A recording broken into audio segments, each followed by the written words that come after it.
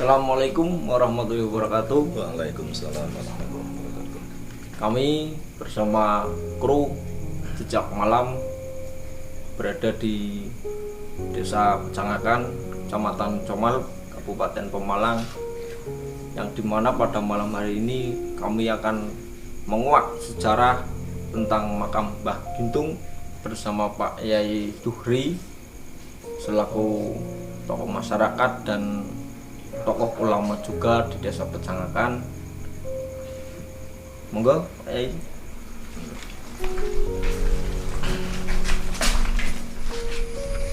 Ini memang suasananya gelap kayak gini ya Pak Yai. Kalau malam memang kayak gini ya. Tapi belum ada penerangan nih. Ya, dikit. Ini- Agak cuman dikit. Ini makam ini udah memasuki makam, Ini udah masukin lokasi makam, dari makam umum.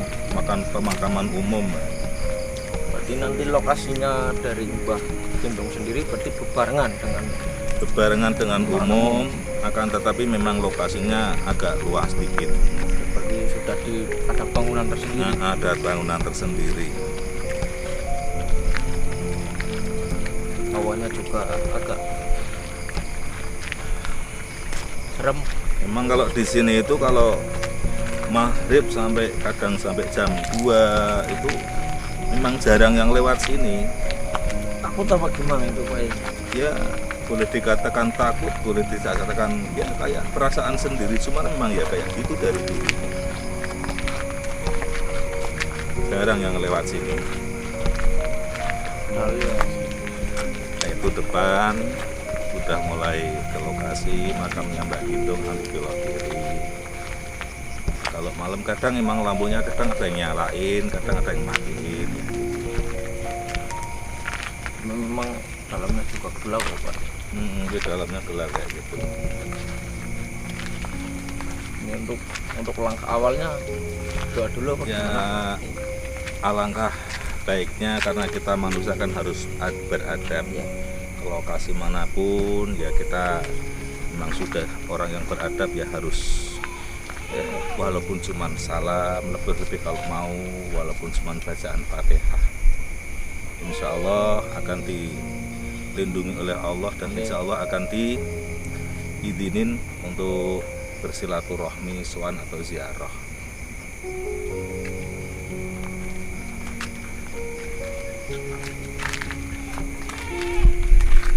Assalamualaikum dara qaumi mu'min wa inna insyaallah bikum lahiqun. Assalamualaikum ya ahlal kubur.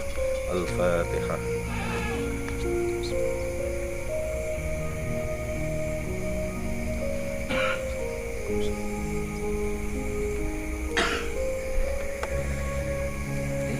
Oke.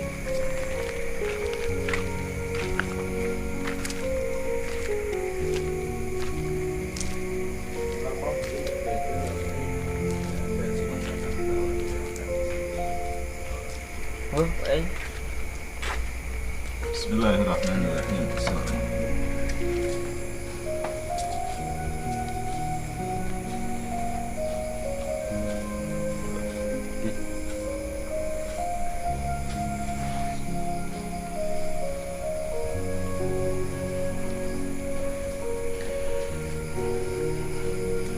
Inilah makam Mbah Gintung yang dalam namanya itu banyak yang mengatakan namanya Mbah Syarif, Syekh Syarif Abdurrahman. Sambil duduk. Bisa, Pak Yai. Bisa. Dari sini aja, dari sini. Bismillahirrahmanirrahim.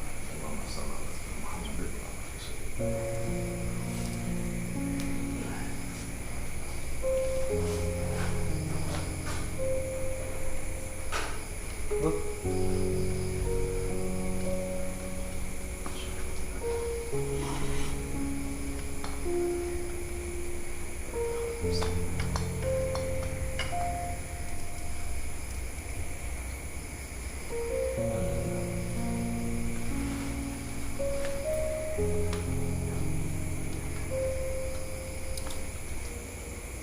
Niki awal mula Mbah Gintung hadir di sini itu aslinya dari mana? Sejarah dari Mbah Gintung sendiri, Pak Yai. Kalau menurut cerita tokoh-tokoh masyarakat sini termasuk daripada Juru Kunci dulu, kalau Mbah Gintung itu ada yang mengatakan asal mulanya dari Cirebon. Mbah Gintung ada yang ngasih nama, ada yang mengatakan namanya Mbah Syarif Abdurrahman, juga ada yang mengatakan Syekh Maulana Maghribi. Cuman kalau sepengetahuan saya, Syekh Maulana Maghribi adalah seorang tokoh-tokoh yang datangnya dari Maghrib Timur Tengah, tapi juga Syekh Maulana Maghribi. Dulu pernah saya diceritain sama sesepuh bahwasanya Mbah Gintung tersebut dulu itu asal mulanya dari Timur Tengah. Cuman dia mencari guru termasuk di tanah Jawa ini di antara para wali-wali yang sampainya ke wali sembilan. Nah, di situ singgah di Cirebon, dari Pelabuhan Cirebon. Di situ terus singgah di Kerajaan Cirebon. Itu dulu Juru Kunci ceritanya kayak gitu, entah itu di Kasepuhan, entah di Kerajaan Kanoman. Yang kayak gitu dia mengabdi di sana ya sebagai abdi keraton. Cuman konon ceritanya ini cuman cerita dari para sepuh, adapun yang sebenarnya wallahu a'lam, hanya Allah yang tahu. Jadi kisahnya di Cirebon tersebut itu dia menjadi seorang abdi dalam, istri daripada raja itu ada main dengan bawahannya punggawa. Main serong. Ya boleh dikatakan kayak gitu. Di situ tapi tidak ada yang tahu kecuali Mbah Gintung tersebut, kecuali Mbah Gintung. Nah, di situ akhirnya Mbah Gintung tersebut tahu bahwa istri seorang raja tersebut ada main dengan punggawa. Karena punggawa tersebut itu takut ketahuan seorang raja, karena di mana dalam kerajaan tersebut itu kalau ada orang yang serong dengan kayak itu hukumannya kan hukum pancung. Maka dengan tipu daya yang sangat licik, akhirnya karena punggawa tersebut ketakutan, dia menghadap kepada raja. Sebelum menghadap kepada raja, punggawa tersebut manggil Mbah Syarif Abdurrahman atau Mbah Gintung. Manggil di situ, disuruh main ke kediaman punggawa tersebut, Mbah Gintung. Di situ disuguhin makanan yang lauknya itu petai. Petai yang baunya nggak enak itu. Yang baunya agak menyengat. Ya. Nah, itu karena Mbah Gintung itu bukan orang asli Jawa atau Indonesia, kan tidak tahu petai. Mungkin di Timur Tengah tidak ada petai kayak gitu. Setelah makan kayak gitu kan tahu sendiri kalau makan petai itu zaman dulu belum ada sikat, mungkin ya pasta gigi ya. Nah, di situ baunya menyengat. Nah, dengan baunya mulutnya Mbah Gintung tersebut, akhirnya si punggawa tersebut itu datang ke seorang raja menghadap, yang artinya kayak gini, hai sang raja, itu abdi dalam. Raja kalau menghadap raja itu pasti mulutnya ditutupin karena menganggap raja itu bau. Udah kayak gitu raja marah. Apa ya, siapa? Itu yang namanya Abdurrahman. Nah, udah kayak gitu panggil Abdurrahman. Ya udah, nanti saya panggil. Karena dia mau mendapat pujian dari raja, takut perselingkuhannya itu diketahui raja. Terbongkar. Si punggawa tersebut pulang, terus dia bilang sama si Mbah Gintung tersebut, Mbah Syarif tersebut, Syarif, kamu dipanggil raja, tapi tolong kamu menghadap raja, kalau di depan raja kamu harus tutup mulutmu. Loh, kenapa punggawa? Loh, karena mulutmu kan doyan pete, habis makan pete. Raja tidak senang bau-bau yang seperti itu. Maka untuk menghormati raja, maka kamu harus tutup mulutmu. Singkat itu permainan dari Punggawa tersebut sendiri. Tipu muslihat. Nah udah kayak gitu sih Mbah Sarip itu datang menghadap ke raja karena diwasiati oleh Punggawa disuruh menutup mulut. Kebenaran depannya raja menutup mulut kayak gini. Raja benar-benar tersinggung. Kata-katanya berarti Seperti Punggawa yang ceritakan. Akhirnya raja menghadap ke manggil pada Punggawa. Setelah Syarif Abdurrahman pulang, panggil sama Punggawa. Hai Punggawa, itu maksudnya Syarif Abdurrahman menutup mulut sama hidung itu gimana? Dia itu bilang katanya raja itu bau katanya. Raja kok bau?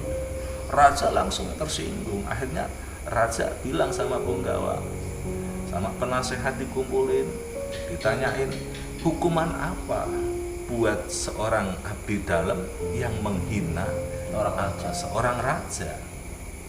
Akhirnya dari penasehat mengatakan, ya raja, orang yang menghina kepada raja, hukuman yang pas adalah hukum pancung, hukum mati, hukum penggal kepala.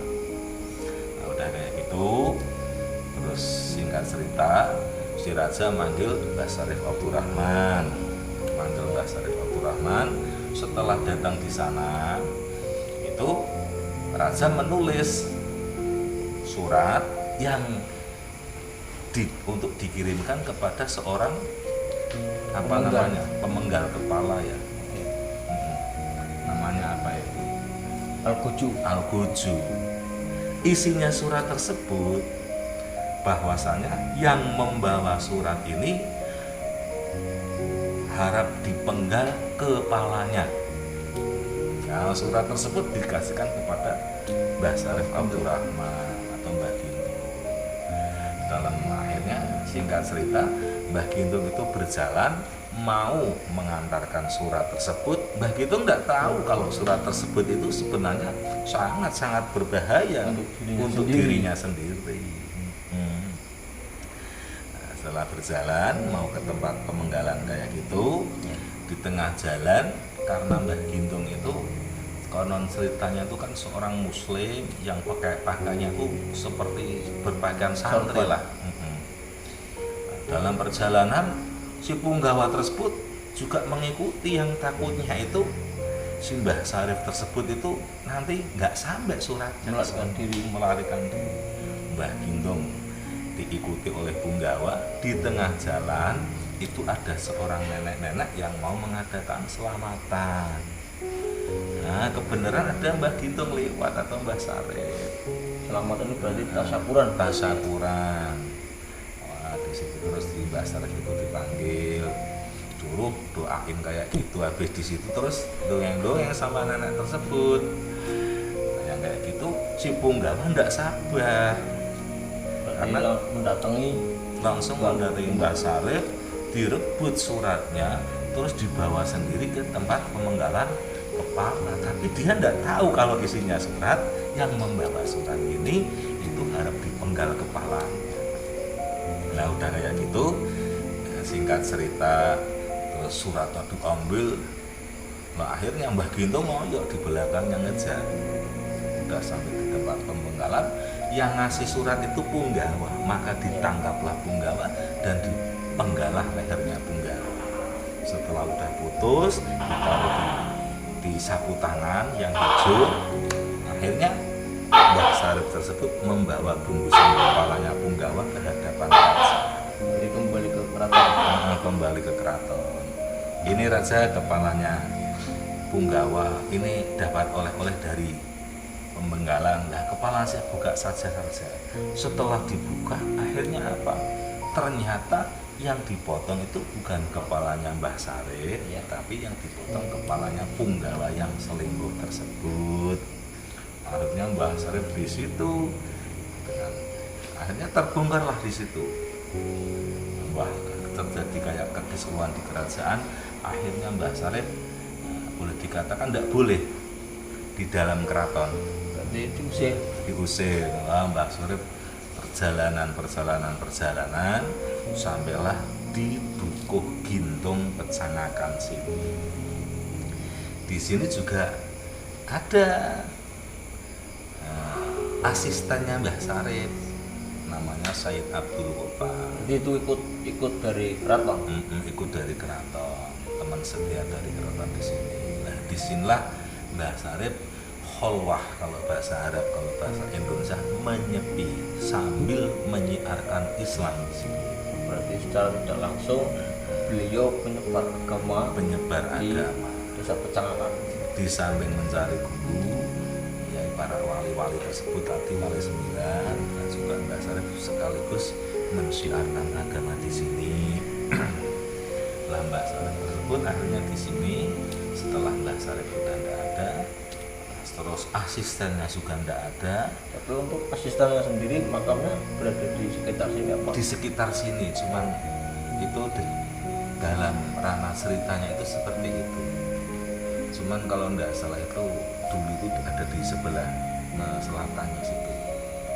Yang penting kalau di sini kalau kirim Fatihah sama Mbah Sarip Abdul Rahman, ya juga Mbah Said Abdul Ghaffar juga dikirim Fatihah.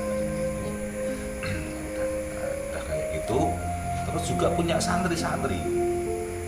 Di antaranya santri di sini adalah yang namanya Mbah Soleh. Berarti beliau itu dalam proses penyebaran apa membuat pondok atau ya kalau bahasa sekarang kayak majelis taklim ya. Kalau mungkin dulu ya sebangsa kayak panggung-panggung kayak gitu. Cuman pada waktu itu padanya kayu mungkin kan kemakan waktu kan rapuh. Akhirnya nah ini dulu belum kayak gini. Dulu bangun ini kayak apa, gumuk. Kalau bahasa itu apa itu gumuk? Tumpukan tanah. Nah, dulunya kayak gitu. Berarti ini bentuk seperti ini dari masyarakat sekitar. Masyarakat sekitar. Nah, ini termasuk Maulana Habib Putih ya pernah sowan ke sini, termasuk itu apa? Nah, tulisannya termasuk hadiah dari Maulana Habib Putih yang mengantarkan orang Pekalongan katanya beli di Kudus. Nah, itu riwayat di antara itu. Nah, di antara turun temurun yang menjadi santri di antara adalah Mbah Soleh. Pada saat disitulah ketika mungkin kurun 1 atau 2 itu di situ terjadinya menjadi nama Dukuh Gintung Pecangakan juga yang membawa termasuk Mbah Sarip Abdul Rahman beliau. Konon ceritanya para sesepuh pernah menceritakan itu ada tungku. Ada tungku tersebut, di atas tungku itu ada kotak, tapi kotak sama tungku itu tidak sentuhan. Berarti posisinya posisinya ngambang, cuma tidak tergantung sama atasnya, tidak ada gantungannya. Nah, di antara santri-santrinya yang ke bawah dari Mbah Gintung itu di antaranya berarti gurunya Mbah Soleh tersebut itu membuka peti tersebut, dibuka. Di situ bangunlah, kalau bahasa Jawanya itu nyangak, sebuah ganan yang namanya kudi. Ganan kudi kalau sekarang mungkin ya kujang. Kujang. Pusaka Pasundan. Pusaka Pasundan. Nah, yang udah kayak gitu, karena kotak tempat gaman tersebut itu di atas tungku ndak nempel tapi ndak ada gantungannya, maka dinamakan Dukuh Gintung. Nah, kotak dibuka ada kujang yang berdiri, bahasa Jawa nyangak, dinamain cangak, akhirnya Gintung Pecangakan. Nah, disitulah di situ terus orang-orang sini itu tidak tahu loh itu gaman tinggalnya Mbah Gintung gimana, akhirnya diserahkan pada Bupati Pemalang. Mungkin pada waktu itu dipimpin oleh Bupati Kiai Haji Mas Makmur, atau sebelumnya juga kurang paham. Di situ gaman tersebut mau dicucikan dibawa ke Cirebon. Dikirim dari sini ke Cirebon. Sono kan ada museum gaman. Ya.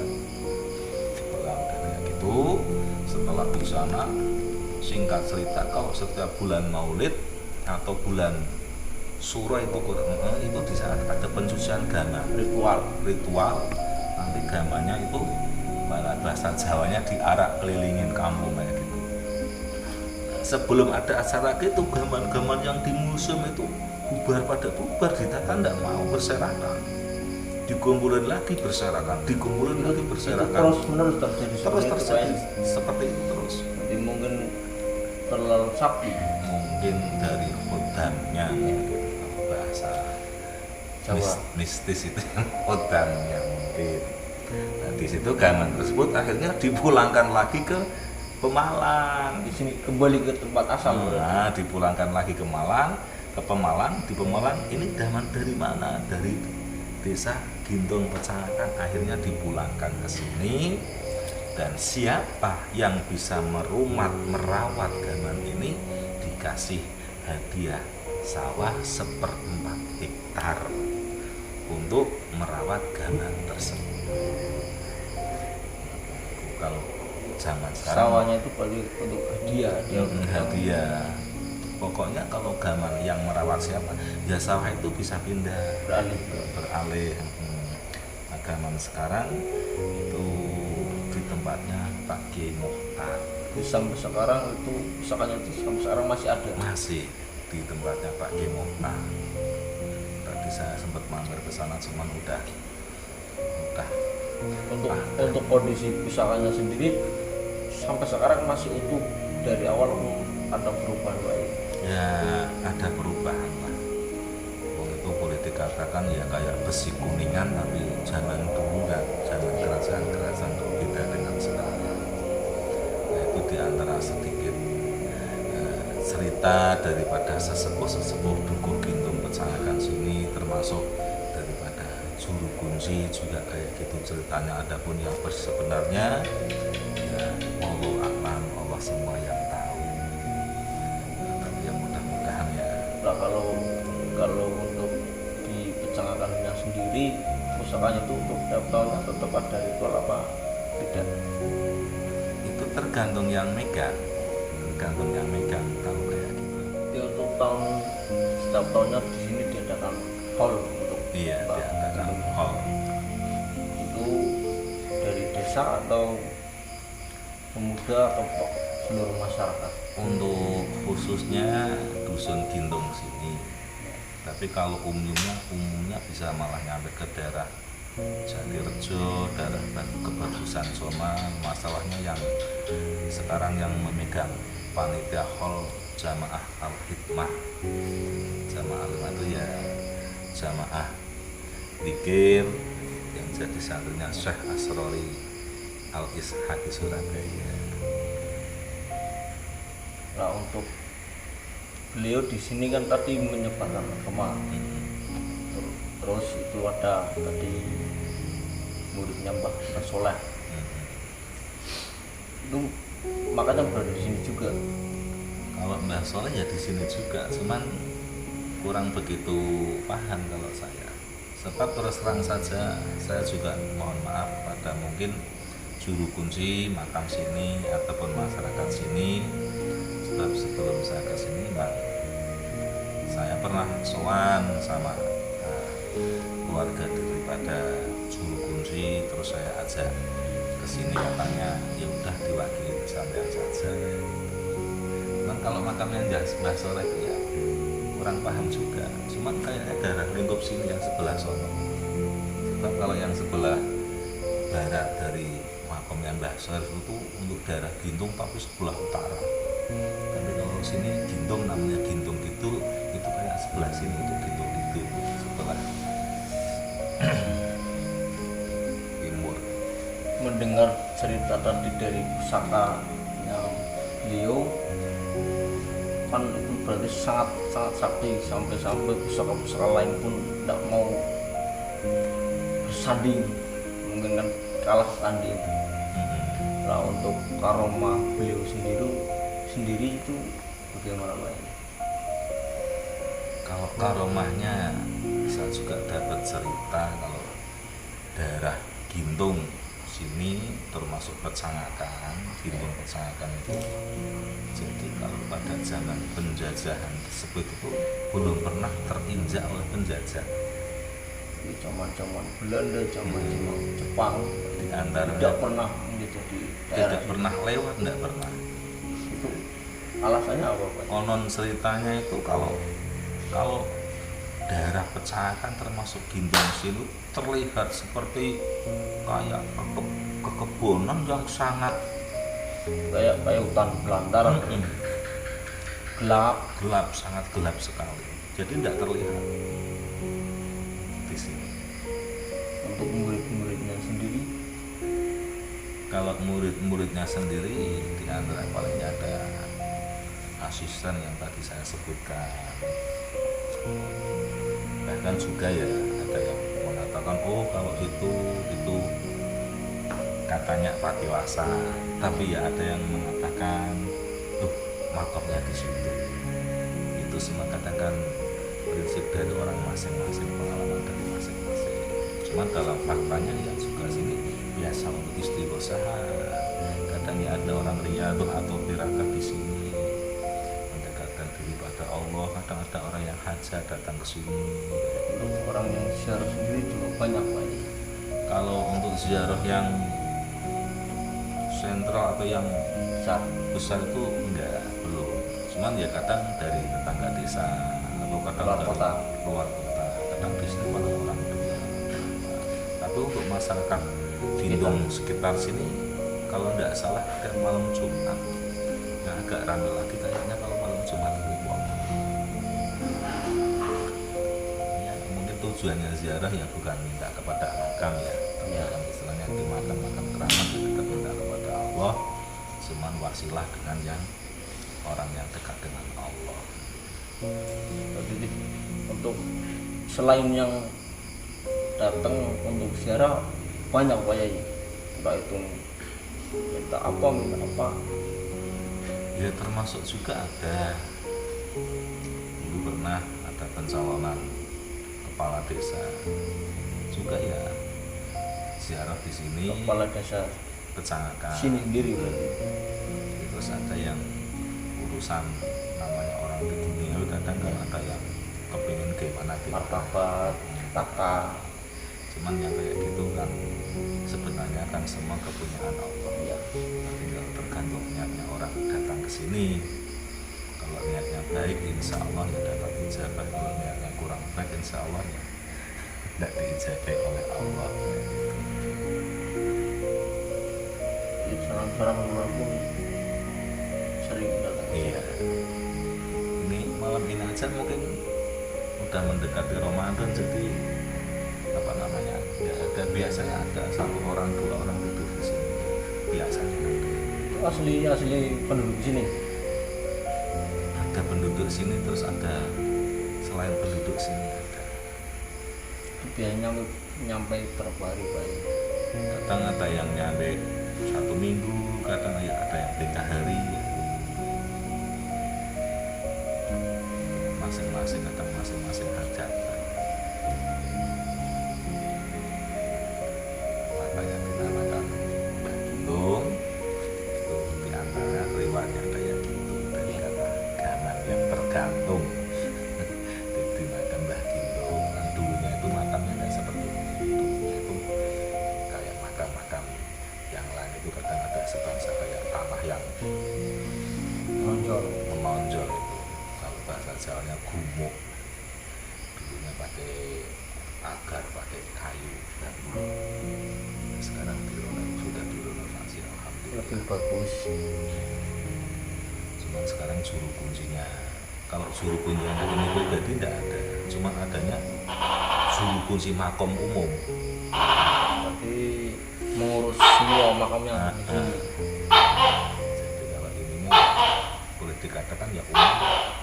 Cuman kalau juru kunci yang khusus makam ini itu sementara ini ya mungkin Pak Kiai Muhtar yang memegang gaman Pusaka tersebut.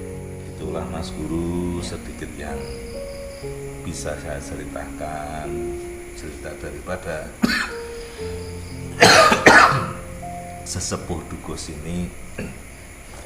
Jadi adapun kurang dan lebihnya atau yang pasnya wallahu alam, cuma Allah yang maha tahu, yang maha ngerti. Akan tapi mudah-mudahan bisa menjadi ya bermanfaat bagi kita semua lah. Ya, terima kasih Pak Yani atas informasi yang sudah disampaikan, atas sejarah dari beliau berbentuk. Sementara waktu kita sampai di sini dulu, gampang nanti lah waktu kalau ada waktu lengkap kami bisa ngomong lebih dalam lagi. Insya Allah. Mari kita pamit.